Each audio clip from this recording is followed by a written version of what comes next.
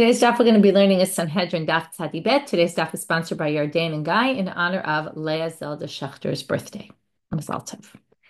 Okay, we're going to get started. Continue in our conversation about resurrection of the dead, but getting to all sorts of other topics on the way. So if you remember where we ended yesterday, we talked about someone who doesn't teach a halacha to somebody else.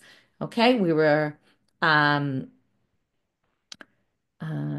right. The question is, how did we get there? The truth is, I don't even remember anymore how we got there. How did we get off on this tangent? Let me see if I can figure that out. But in any case, we were on a tangent about the importance of passing on Torah to others. Right. We got there because we had a drasha of Rav Yehuda b'Shem Rav, apparently. Right. I didn't even discuss this.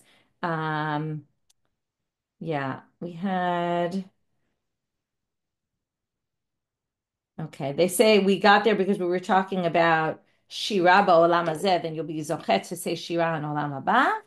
And then from there, apparently, we get to this. No, that's a little, not sure. Okay, I have to go back and look at that, or if you want, you can look. But in any case, we're on this topic of not preventing someone else from not teaching, like you know something and you don't teach it to somebody else.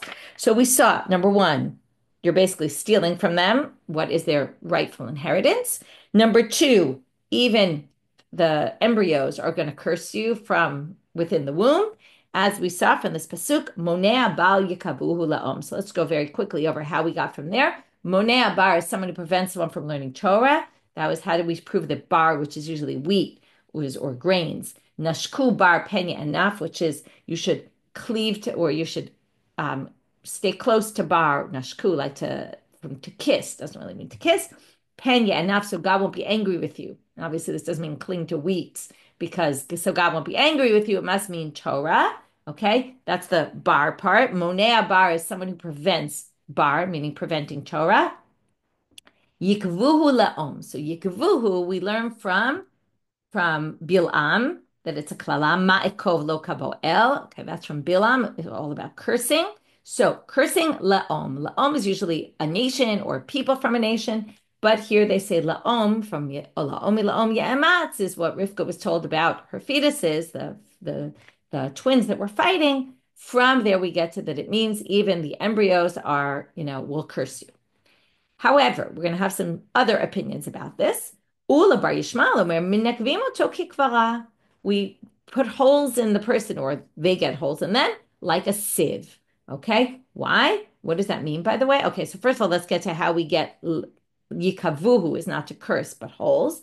Ktiv hacha yikavuhu laom. That's our pasuk. Uktiv hatam v'yikov hor b'dalto.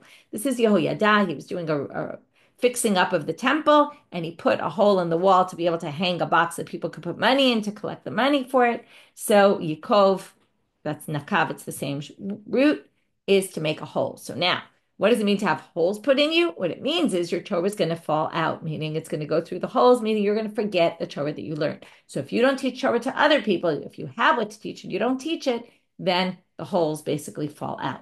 Okay. Again, what this means exactly, it's preventing halacha from being taught. Does it mean someone wants to learn and you won't teach them? Does it mean just you not deciding to go out and teach? It's a good question how far we take this.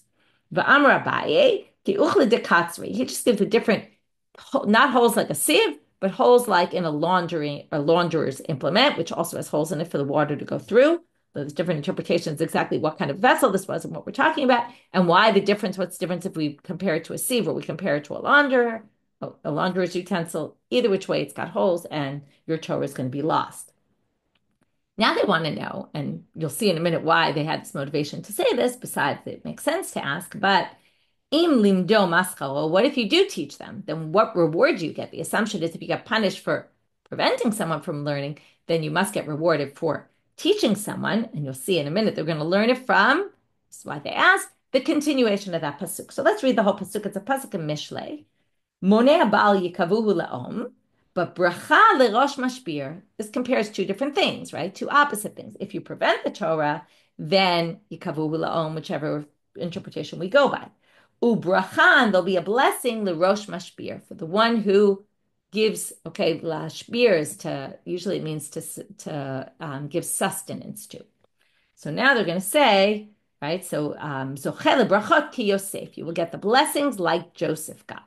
Shneimar u'bracha lerosh mashbir ve'em mashbir ele Yosef. He was the well-known provider. Thanks for the translation. He was the well-known provider, the mashbir. Shneimar v'Yosef hu hashalit ala haaretz hu hamashbir l'chol haaretz. Okay, Yosef was the ruler of the land, and he was the one who provided the food for everybody in the nation. So here you see, because he used the word mashbir in that pasuk, it must be referring to you will get blessings. Like what kind of bracha? Obviously you get bracha. What kind of bracha? Like Yosef.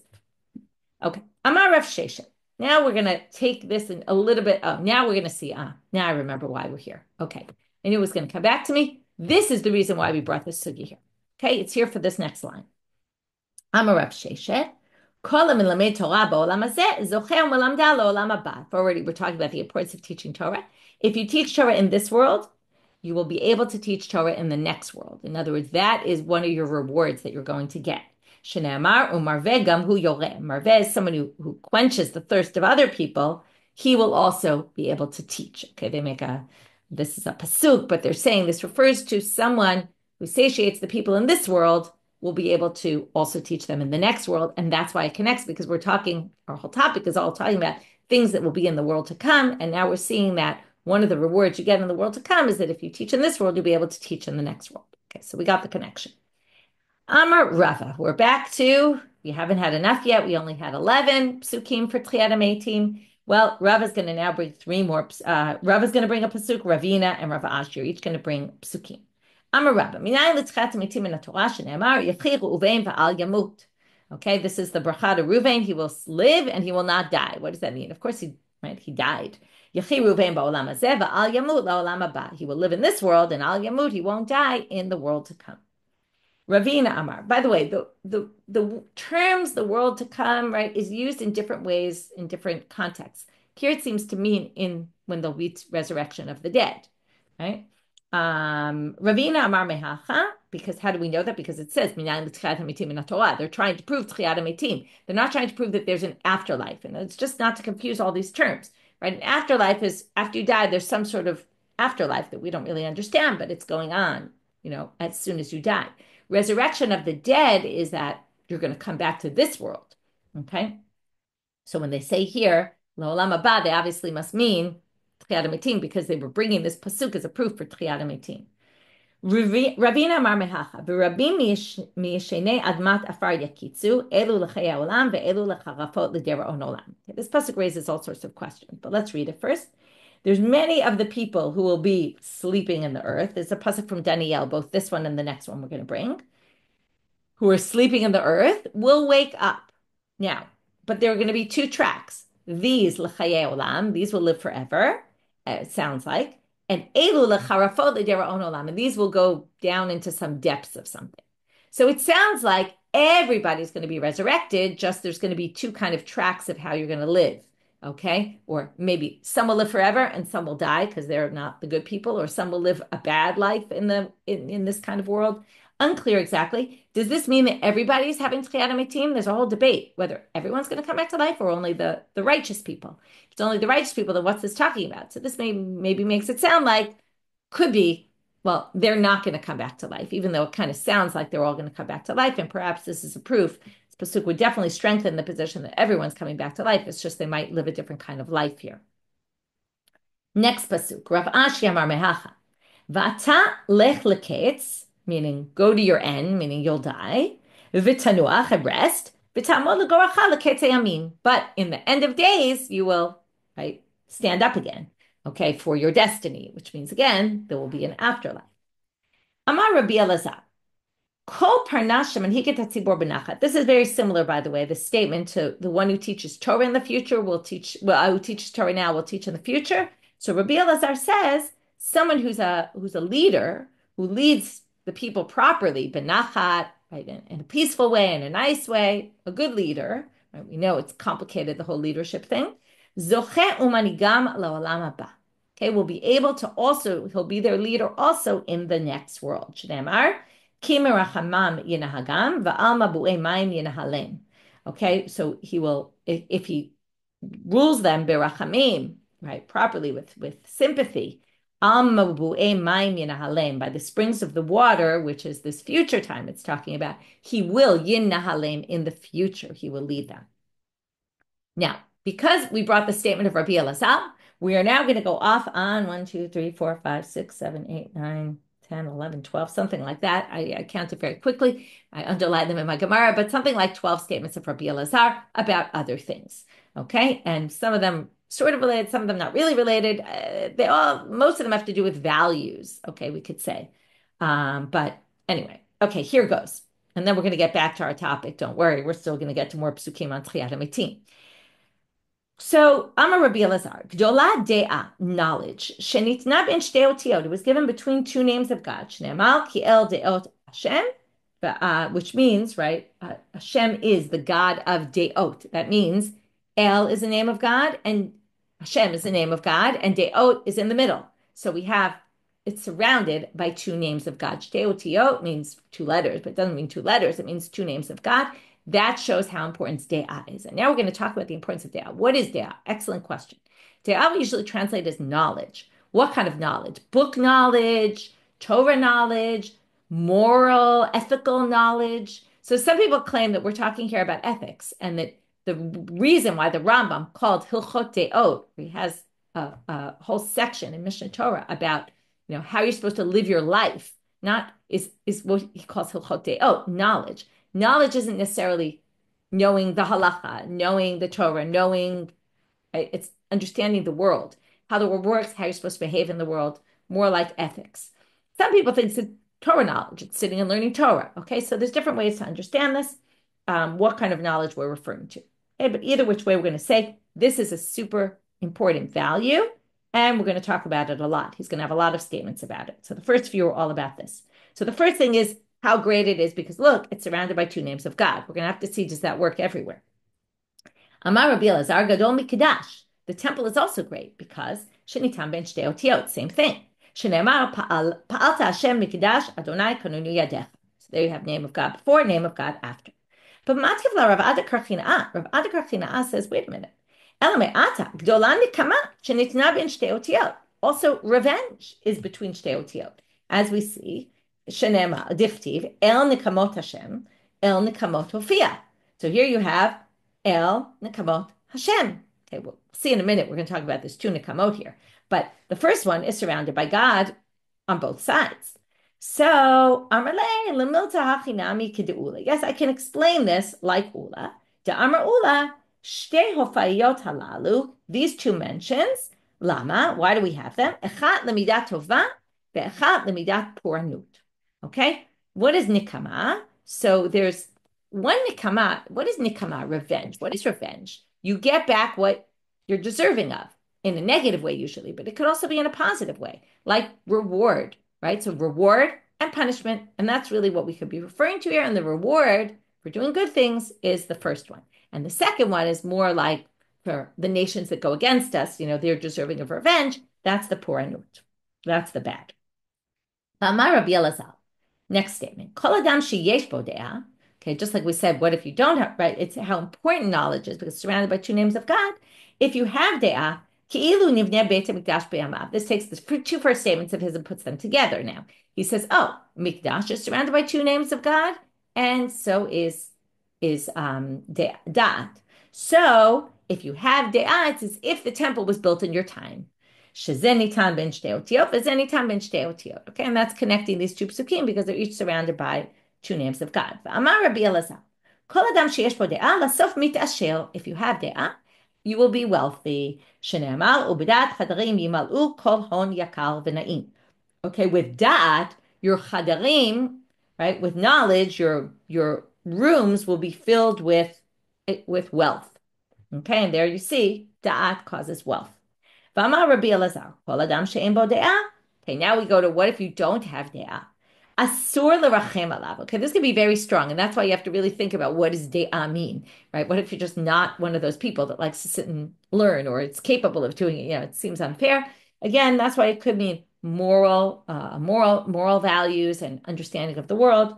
Anyway, again, the rabbis like to talk in black and white. You have it, great. You don't have it, awful. So let's talk about all the awful things. Well, number one, asur l'rachem alav. If you know someone, this is not even just what God will put upon them, but basically, if you know someone who doesn't have knowledge, you're not allowed to have sympathy for this person or pity for them. Shneimar, ki lo am binotu, al ken lo yirachamenu osei v'yotro lo yichunenu. This is interesting. It says, right, they're not a nation of knowledge, of binah, and therefore the one who created them won't have rachamim on them and won't be lichunenu, won't find grace. They won't find grace in his eyes. Okay, this basically is saying God won't have rachamim for them, and therefore we shouldn't either. Amar Rabbi Elazar,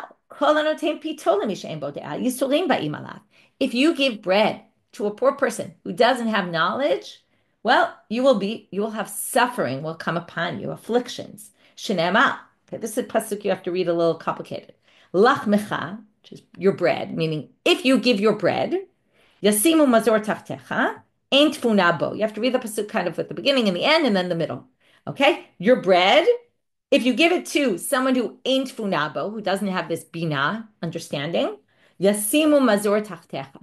You will have afflictions in place of that, okay, or under you, meaning you will be afflicted. How do we know mazor is afflictions? And mazor ele yisulim shenemal vayar Ephraim et cholyo v'Yehuda mizalo. Okay, Ephraim saw his cholyo, his sickness, right, the sufferings of it, and Yehuda saw mizalo. These are obviously parallel in the pasuk because they mean the same thing. V'amar Rabbi Elazar, more about this person who doesn't have de'ah, kol adam she'en bo de'ah, lasof goleh, will end up being exiled, shneimar, lachin gala ami mibli da'at. And my nation went to exile because they didn't have knowledge. V'amar Rabbi Elazar, kol bayit she'en divrei Torah nishme'im bo balayla, if you have a house where divrei Torah are not spoken in the house at night. Okay, wonder why the significance of night. It just dawned on me a possible reason is because people were working during the day, and that night was their time they had to learn Torah when they were in the house. Maybe that's what it means. I mean, people talk about all sorts of sources talk about the importance of specifically learning Torah at nighttime, which is interesting because it was always dark in their house. I mean, obviously you need candle, you need to have some light. People did have candles, but it was complicated. But anyway, the significance to bringing Torah into the nighttime, the darkness of the night. Oh, anyway, if you have a house where divrei Torah are not said there at night, eish ochalto, the fire will consume that. Here we seem to be meaning the fire of Gehenom, okay, like fire of hell. Shene'emal. Again, you can read this pasuk in a bunch of different ways. I'm going to go with one interpretation. Kol choshech tamun litzfunav tochleu esh lo nupach yera sari ba'oalo.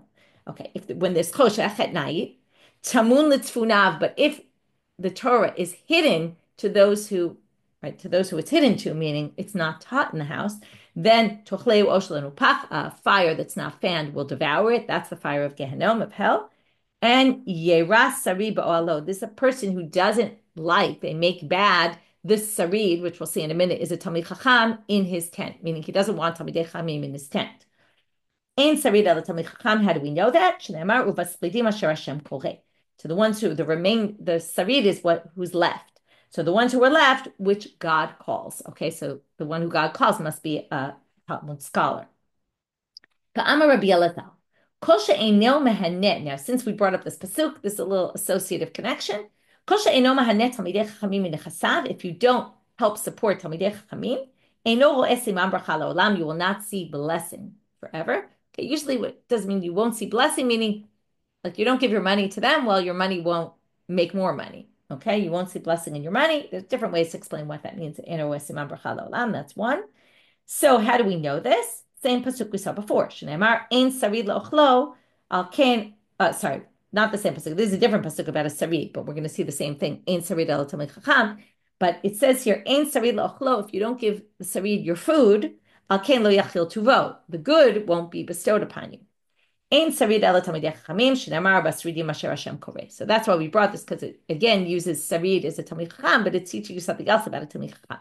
Before it was somebody who wouldn't let a Talmid Chacham into his house at night, or kind of despised Talmidei Chachamim. That was someone who didn't have Torah in his house at night. This is someone who doesn't give food. If you don't give food to a Talmid Chacham, then you won't have bracha. V'amar Rabbi Elazar, kol she'eino mashayer pat al shulchano. Okay, I'll ask you a question. Are you one of these people who make sure always to have bread on your table on Shabbat, right? You don't take, when you're eating a meal, you make sure you don't take the bread off, right? When you're clearing off the table before the end of the meal, make sure always to leave the bread on the table. Okay, this is always a big thing in my house because everyone always forgets and then they bring it inside and well, we forgot to leave the bread on the table. This comes from here. Okay, I know what I'm going to talk about Friday night at my dinner table. So here's the kol she'eino mashayer pat al shulchano. If you don't leave bread on your table and you take it off, eino ro'eh siman bracha la'olam. Shneimar ein sarid la'ochlo al ken lo yachil tuvo. Now, what does this mean, really? So most of the commentaries interpret, although there are some other interpretations. But if you don't leave anything to eat, then you will not have good bestowed upon you. Now, why do you need to leave something to eat if you're done eating? Well, because poor people might show up, and if you don't have something on the table for them, so until you completely finish your meal, leave the bread on the table so that there's something left there in case a poor person shows up. But now the Gemara questions Rabbi Elazar's statement from a different statement of Rabbi Elazar. If you leave crumbs on your table or pieces of bread on your table, it's like you're worshiping idols. It says, okay, those who set the table for God. God was an idol. They put food on the table. Okay, if you ever go to in the Far East, they have all these temples, and people are constantly bringing fresh fruits and vegetables and food and all that to the temple. Okay, when you think about it, if you're bringing something to a god, you're not just leaving crumbs, you're also bringing a complete piece of bread with it. If you leave stuff on the table and then bring out something new at the end of the meal, like a whole new loaf, that looks like you're doing it for avodah zarah. That's not allowed. But if you just leave what's left, the pieces that are left, that doesn't look like avodah zarah, and that's what you're supposed to do. Rabbi Elazar, if you change the way you speak, like you kind of pretend you're someone else when you speak in a different voice, in a different way, as if you're somebody else, and someone is kind of trying to trick someone, it's like you're worshiping idols. How do we know this? K'tiv hacha, it says by who did that? Yaakov. Remember, he goes to take the bracha, and when he was told by Rivka to go take the bracha, he says, "Vayita be'enav kimita'atea." Okay, the beginning of that was Ulai Musheni Avi, right? Maybe my father will feel and realize, Vayita be'enav, and I'll be in his eyes like a mitatea. Now, what's a mitatea? How do we connect with mitatea and avodah zarah? K'tiv hatam hevel hema maaseh ta'atuim. It talks about how worshiping idols is like nothingness, and it's like a maaseh ta'atuim. So from there we see it's like you're worshiping idols if you try to deceive someone by changing your voice. Rabbi Elazar, if you look at someone in a way that you desire them, in an ervo kind of way, then kashtonin ered, he's robbed of his potency. Shene'emal, this is a good, right? Mida keneged mida. Shene'emal erya te'ol kashtecha. Okay, kashtecha means his strength and potency. So erya, they say like erva, te'or kashtecha, will kind of shake it up, but it won't work anymore. You will not have potency. Rabbi Elazar, Lo'olam hevei tavel v'kayam. We're at the last statement of Rabbi Elazar, at this long list of statements. You should always be humble, and you will live, you will survive, okay? Humble is the most important thing. Amar Rabbi Zera, af ananami tanina, he says, I can show you this in a Tannaitic source. Bayit afel, ein potchim bo chalanot lirot nig'o, shmami now, okay? Very out of context source. The way it works with a nega in your house is that the Kohen has to come to your house. If you have leprosy on the house, the Kohen has to come into your house, look at it in the sunlight, and see. Now, what if your house is dark and you have no sunlight? What if you have no windows?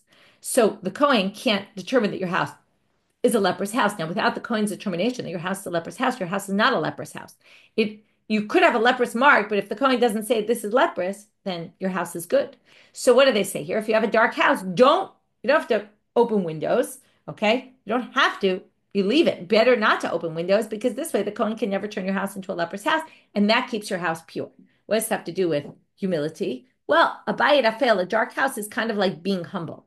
Okay, so if you're humble, you will stay b'tahara, because people won't look at you, you won't attract attention, you won't cause other bad things to happen, which always happens to people who get arrogant, leads people away. So keep dark, and that will help you. Amar Rabbi Tavi, Amar Rabbi Yoshia. Okay, now we're going to go back to Psukim about the world to come and Tchiyat HaMetim. My dechtiv Sheol va'otzer rechem eretz lo sava. Okay, there's three that are never satisfied. The Sheol, okay, the depths are always bringing more people to the depths, meaning people get buried. Otzer rechem, barrenness, also seems to be continuing. There's no end to it. And eretz lo sava mayim. Okay, the land is never satiated with enough water. It always needs more water, more water, more water. So Here comes the drasha. Ma'in yan sha'ol etz rechem. What does the womb have anything to do with the sha'ol? Ela lomar lecha ma rechem machnisu motzi af sha'ol machnisu motzi. Just like very beautiful image, right? A womb will bring something in and spit something out, right? That's how children are born. Likewise, the land. People will die and then they will come out of, right, the ground again. Resurrection of the dead. V'halot dvarim kavachomer. It's a kavachomer here. Ma rechem shemachnisim bo b'chashayim motziim mimenu b'kolei kolot. This is a very interesting image. The womb, right? The baby's conceived in secret, right? Usually two people alone in a room, nobody sees it. And yet when the baby's born, there's a lot of noise and hullabaloo, which you could explain in all sorts of ways, either the mother screaming or the child screaming or just the excitement about the whole thing. And Sha'ol shemachnisim bo bekolot, when people go into the depths, there's a lot of noise about it, right? Everyone's crying and upset and sad. All the more so, it's going to be, a big to-do when it happens and everyone will hear about it. Okay, so source number 15. Now we have another source for Chiyat from the Torah. Tanu de Eliyahu. Now we have the source from the braita from Eliyahu. Right? There's all these Talmud Eliyahu's. Tzadikim she'atira kadosh baruch hu la'achayotan enan chosrin la'afran.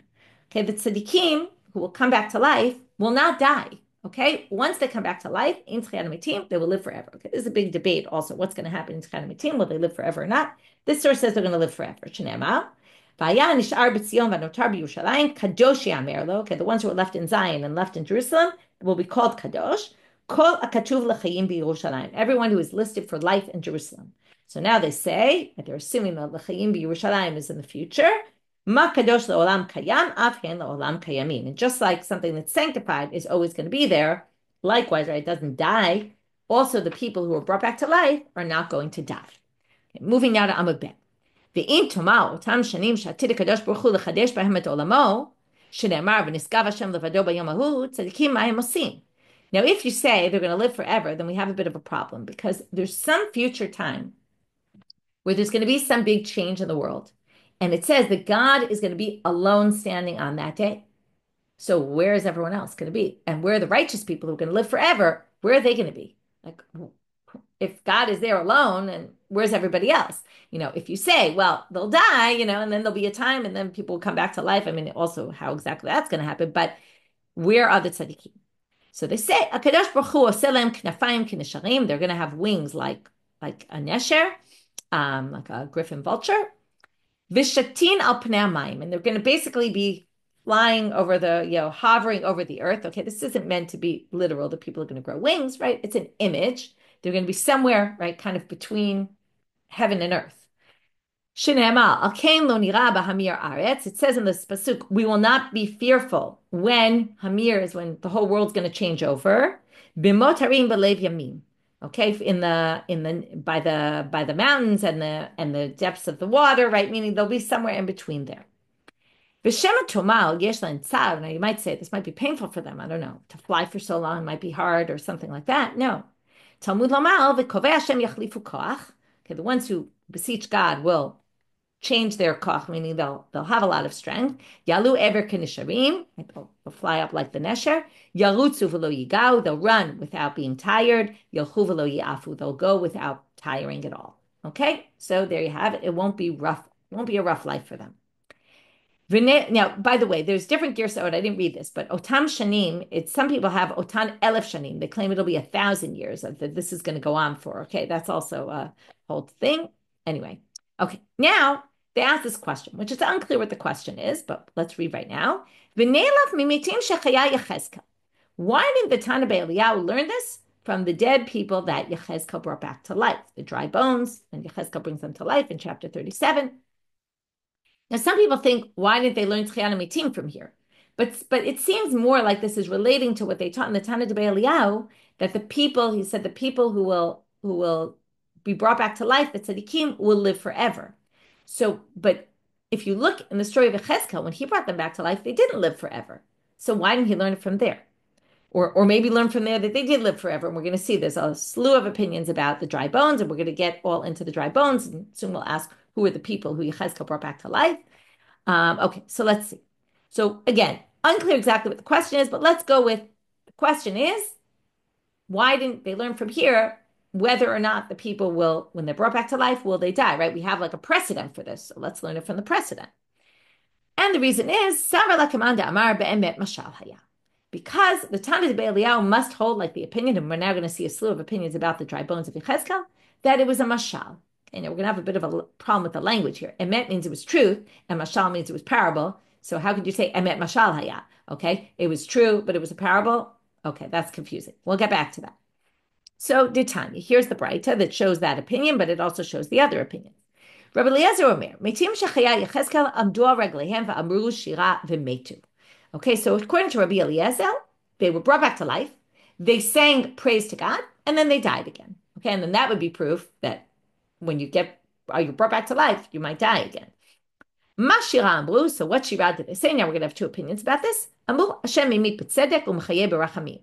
Right, God kills people with justice, but brings people back to life with rachamim, okay, with sympathy. Rabbi Yeshua Omer, Shira zo amra, Hashem imitu b'chayeh, morid sha'ol v'ya'al. Okay, this is a little more neutral. God kills people and brings them back to life, brings them down to the sha'ol, the depths, and brings them up from there. Rabbi Yehuda Omer, emet mashal haya. Now this is the opinion that accords with the braita debei Rabbi Yishmael, the braita debei Eliyahu, sorry. Emet mashal. So Amar Rabbi Nechemia im emet lama mashal, im mashal lama emet. Okay, that's an oxymoron. You can't say it was true and it was only a parable. So either it was true and then it wasn't a parable, or it was a parable and it wasn't true. Ela be'emet mashal haya. What he's saying is it really was a parable. In case you weren't convinced, it really was a parable. Rabbi Elazar ben Osher Rabbi Yossi Galili Omer, Metim shechiyei Yechezkel alula eretz Yisrael v'nasu nashim v'olidu banim u'banot. Now we have the other extreme. Rabbi Elazar, the son of Rabbi Yossi Galili, says they lived a full life, and we're going to see in a minute. Okay, they even continued. So they made Aliyah. They went to Israel. They married women. They had children. Amar Rabbi Yehuda ben Betera al Raglava. Amar ani mi bnei bneihem v'alalu tefillin sheniach liavi abba mehen. Okay, he says, I was there. This is like the one who said, I was on his kever, right? I know there was a ben or a mora. Okay, I'm there. I'm from their children, and I hear the tefillin that my father's father gave me. Now, still, it doesn't mean they live forever because the early ones are no longer alive, but it does show that they really lived. Okay, so that was all just we asked that question, then we answered it, that the Tana de Eliyahu must hold by the option that it was just a parable and therefore didn't use it as any sort of proof. Who were these people? So now we're going to have a slew of answers as to who are these people, and it's going to go from bad to worse to worse to worse. Okay, it starts from bad and it goes to worse. Okay, interestingly, he didn't bring back to life good people, which is interesting. Maybe it's trying to show this Chayana Metim really is for everybody. Okay, even the bad people are going to come back to life. I don't know why they're all options are the bad people, but anyway, let's start from here. So the one that's the less of all the evils. Amarav Elu B'nei Ephraim Shamanu Laketz V'Ta'u. The B'nei Ephraim thought that they were supposed to get out of Egypt 30 years earlier than they actually were. And this goes back to, we saw there's 430 years, 400 years, right? In Brita Ben Ptarim, it says you're going to be slaves for 400 years. But in the end, they were only slaves for 210 years. So they say the 400 is counted from the birth of Yitzchak. It's not counted from the Brit Ben Ptarim, which was 30 years earlier. But the B'nai Ephraim were confused. And they thought it started, this, by the way, sounds a lot like the parsha we read last week, Cheder Egel, right? And how also the assumption was they counted wrong when Moshe was supposed to come down. So seems to be this theme of miscounting. So they started counting from the Brit Ben Ptarim when the statement was made, and they thought it was 400 years from then. So they started counting 400 years. They said, oh, time to get out of Egypt. And they started to leave, but it wasn't the time to go. And they got killed. We're going to see that in the Pesukim. Shene'emar, B'nei Ephraim shutalach, uberet b'no, v'tachat b'no, v'eladah b'no, v'tachat b'no, v'zaveh b'no, v'shutalach b'no, v'ezel, v'elad. Okay, those are all the sons of Ephraim. Different ways of understanding this. If he's the son of him, who's the son of him, who's the son of him, or these are just all the sons of Ephraim. Haragum anshe gat hanoledim ba'aretz. And they were killed by the anshe gat. And they claim this is when they tried to get out of Egypt early. And it says that Ephraim was in Avelud. Apparently, he lived a long time. Okay, he was in Avelud about this for many years, or many years possibly. And his brother came to to help him, to console him. Okay, that was option number one. Shmuel Amal. Elu b'nei Adam shekafru b'tchiat hamitim. Interesting. The people who didn't believe in tchiat hamitim, those are the people Yechezkel brought back to life. You would think, right? Midah keneged midah. Remember, you don't believe in it, you won't come back to life. Here it's the opposite. To show them. Okay, Vayomer, how do we know this? Shenemal, Vayomer Eliyahu ben Adam, ha'atzamot ha'elu kol be'Yisrael hema, hihena omrim yavshu atzmotenu v'avdat tikvatenu nigzarnu lanu. So this is what God tells Yechezkel in the prophecy. It's a pasuk. He says, these atzamot are from Beit Israel. These people say, our bones are dry and we have no hope. Right now, what he's trying to do is give them hope for, right? What he's trying to say here is hope that you will come back to life. Okay, they think, oh, we're dead. There's nothing we could do. Right, it sounds like it's talking about live people who've lost their hope, and that's what this prophecy is for. This Rasha is saying, no, it was the dead people who didn't have any belief that they were going to come back to life, and Yechezkel showed them. Rabbi Yirmiyah bar Abba amar, Elu b'nei Adam she'ein b'hem lachlu chit shel mitzvah. Okay, these are people who have no juice of mitzvah in them. There's nothing of mitzvah in them. I'm going to see why liquid, juice like of mitzvah. Shenemar atzamot ha'yiveshot shemut v'arshem. Right, you dry bones, dry from mitzvah. Rabbi Yitzchak Nafcha amar, Elu b'nei Adam shechipu et ha'echal kulo shkatzim u'ramasim. Okay, forget about that they don't believe in things, or they don't, right? They didn't do mitzvot. They did something worse than that. They disgraced the temple by bringing, right, the sanctuary, by bringing creepy crawlers that are all impure, bringing impurity into the temple. Shenemal. Okay, this is a different pasuk in Yechezkel in a different section entirely, but you'll see how we're going to connect it with the words. You'll come, right? I will come and I will see. This is his vision. Okay, and he sees all these creepy crawlers and impurity all along the walls of the temple. Now it says saviv, uktiv hatam be'avirani alehem saviv saviv, and the word saviv saviv is mentioned in the section of the dry bones. So from there they make the connection. The people who we brought back to life must be connected with the word saviv, and that's from the previous section. Rabbi Yochanan amar, Elu mitim shebebikat dura. And this is going to take us to the end of the daf. We're going to get off on a tangent about this, which is, these are the people that died in the Bik'ah, in the valley of Dura. Okay?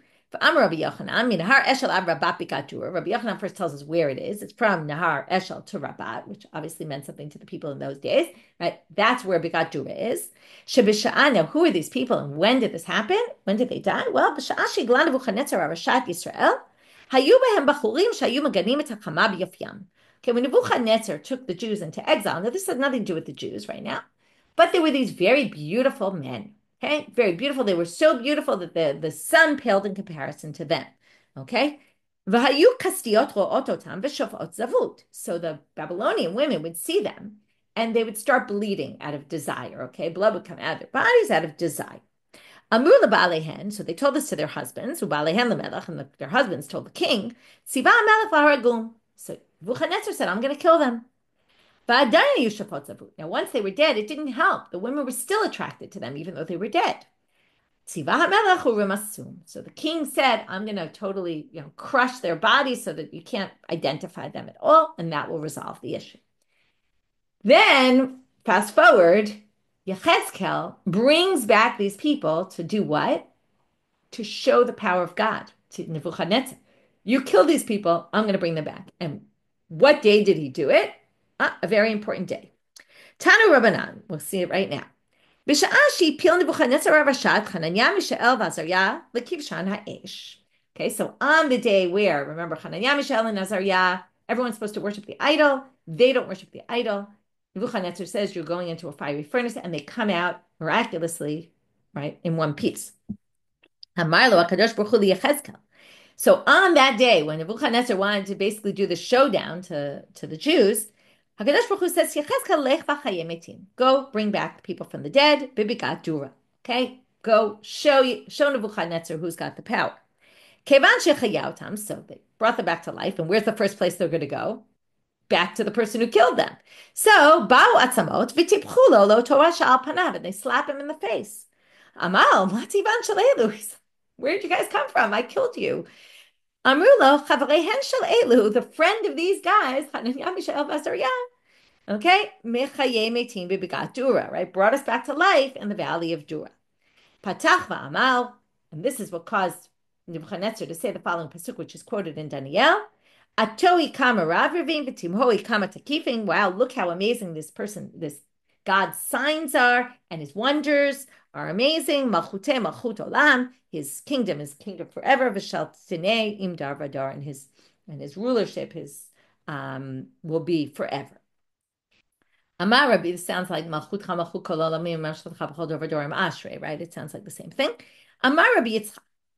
Here's a great line. Yutzak zahav rotech letoch piv. We should have put hot molten gold down his throat, which, by the way, in the Quran, there's a good footnote about how there's a version, in some books, there's a version of a Persian ruler that does this to the Romans. Like some people say that this happened once, that they poured, to a Roman general, they poured gold down his throat. And maybe this idea comes from there. We should have poured gold down his throat. Shaloto rasha, Nebuchadnezzar's throat, lo ba malach v'setro piv. If the malach hadn't come and slapped his face to basically keep him quiet, bikesh l'ganot kol shirot v'tushbachot she'amar David b'sefer Tehillim. He would have basically made all the beautiful prayers of David in the praises of God of David in Tehillim would have paled in comparison, right? We had the Bachurim, right? The sun paled in comparison to these men, their beauty, right? It's like this. The Shiur and Tishbachot of David would have paled in comparison to Nebuchadnezzar. It would have made us look terrible if he continued on, because he had beautiful praises for God. So basically, thankfully, the malach came. Otherwise, we should have poured hot gold down his throat. And gold, by the way, because he was a king, right? It would be appropriate to punish him with gold. Tanu Rabbanan. Okay, braita about this day. Shishani sim nasu b'oto yom. There were 6 miracles that happened on that day. Elohein, Safa Kivshan. The Kivshan like kind of floated up. Nifratza Kivshan. It was broken. Oh, there was a breach in it, and that was so that people could see what was going on. Humak sudo. Its line dissipated. Nehepach tzelem al panav. There was the tzelem, the image that everyone was supposed to bow down to, turned around, as if like, now you see my back. If like disrespect. Nisrifu arba malchuyot. There were 4 kingdoms that were destroyed. And that's why we're bringing this. And Yechezkel brought back to life those metim. So these were 6 miracles that happened on that day. Vikulu Gemara. And all of this is learned by tradition that they all happened on this day, except for one. Arba malchuyot kra. The 4 kingdoms is in a pasuk. How so? Dichtiv. It says in a pasuk, Nebuchadnezzar. Now this is in the section here. Nebuchadnezzar Malka, the king, shalach lemichnash. He sent to bring all these people together. La'achashtarpanya. We know that from the Megillah. The Achashtarpanim. Okay, these are all names. I'll read you the translation from the Quran in a minute. But the Achashtarpanya, Skanya, Pachvata, Azarya, Gidavraya, Ditavraya, Tiftia, the Chol Shiltonei Medinata. Okay, that's 8. So what are they? According to the Quran, satraps, I'm not even trying to pronounce that word, prefects, governors, counselors, treasurers, justices, magistrates, and rulers of the provinces. Okay, so they're not names of people, but they're names of types of people, okay? Like different types of rulers.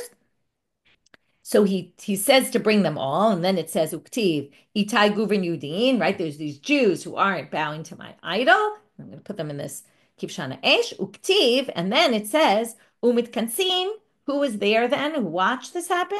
Achsharpanya, Skanya, Pachvata, Vahadavre. Okay, Malka, Chazen, Leguvraya, Ilech. They're the ones who saw this whole thing. The other ones got burned in the furnace where they went in. Okay, apparently maybe they were bringing them into the furnace and they got burned along with it, because at the beginning there were 8 and at the end there's only 4. So that shows that the 4 Mechuyot were destroyed. Okay, last thing for today. Tana debei Rabbi Elazar ben Yaakov. Afilu b'shat sakana lo yishane adam et atzmo min harabbanut shelo. Another thing we learn from Chanania, Mishael, Azarya. Even when you're in a time of danger, don't change from your look, your prominence, your respect, your clothing. Okay, keep on your nice clothing. Rashi says, don't show you're scared. Okay, if you're scared of something, still get dressed nicely. Don't show the enemy that you're scared. How do we know this? Shenema badayin guvraya elach kefito b'sar b'lehem pishtehon v'karbeletohen. Okay, these people, when they came out to go to Kivshana Esh, Chanania, Mishael, and Azarya, they went with their sarbal, with their karbelotehen, their nice clothes. Okay, they didn't go in their dregs, right? They said, we're going to go respectfully. Okay, so keep your dignified manner about you, and that, the confidence is very important. Yeah, dress for success. I like it. Excellent. Okay, so let's do a quick review of our daf.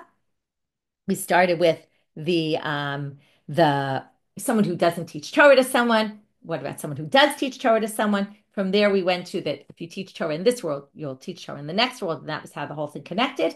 Then we went to 3 more psukim about Tchiyat HaMetim. From there, we got to Rabbi Elazar, who also talked about if you are a good leader in this world, you'll be a good leader in the next world. And then from there, we got into a slew of statements about De'ah, about leaving food on the table, about not, all sorts of other things, being humble, and a bunch of other things. Then we got back to other psukim about Tchiyat HaMetim and the world to come, and are people going to live forever? And then what about the proof from Yechezkel that they didn't? But maybe that Yechezkel never really happened. And then assuming it did happen, who were the people that Yechezkel actually brought back to life? And we had a whole slew of answers to that question. And the last one was that he brought back these people in Dura, and it was really to make a statement to Nebuchadnezzar and say, I'm the one in power. And that we got off on the whole story of Chanania, Mishael, and Azarya. From there, we finished for today. Wishing everyone a good day and Shnishma B'sorot Tovot.